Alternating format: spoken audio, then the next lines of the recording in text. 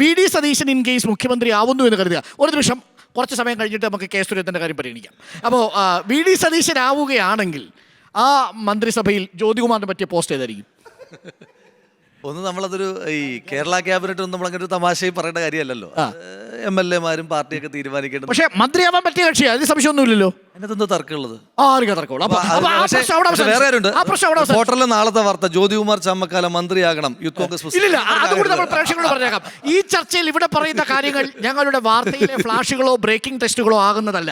അത് വാർത്തയ്ക്ക് അപ്പുറം നിൽക്കുന്ന കാര്യങ്ങളാണ്, വാർത്തയ്ക്ക് പുറത്ത് നിൽക്കുന്ന കാര്യങ്ങളാണ്. ഇവിടെ ധൈര്യമായിട്ട് പറയാം, മനസ്സ് തുറന്ന് തന്നെ സംസാരിക്കാം. അപ്പോൾ രാഹുലെ, അപ്പോൾ ജയിലിൽ പോയ സമയത്തൊരു എക്സ്പീരിയൻസ് എങ്ങനെയായിരുന്നു മൊത്തത്തിൽ?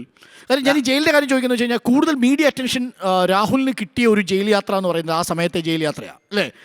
വീട്ടിൽ നിന്ന് പൊക്കിക്കൊണ്ടുവരുന്നു, ജയിലിൽ കൊണ്ടിടുന്നു, ജയിലിൽ നിന്ന് പുറത്തിറങ്ങുന്നു, അഭിനല്ലേ മൈക്കൊക്കെ പിടിച്ചു കൊടുത്ത് അല്ലേ കൂടെ നിന്ന് അല്ലേ? എങ്ങനെ ഉണ്ടായിരുന്നു?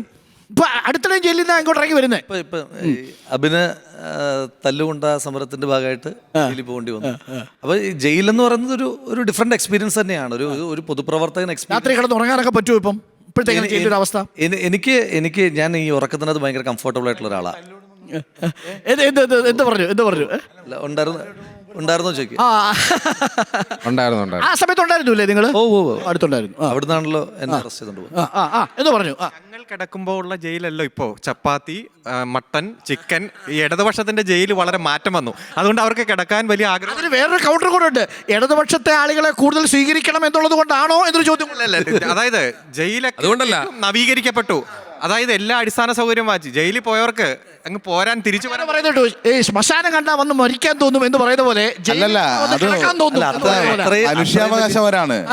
അത് മനുഷ്യാവകാശപരാണ്. അതിന്റെ ഭാഗമായിട്ടാണ്. പണ്ടത്തെ അവസ്ഥയല്ല. പിന്നെ ഒരു കാര്യമുണ്ട് കാര്യം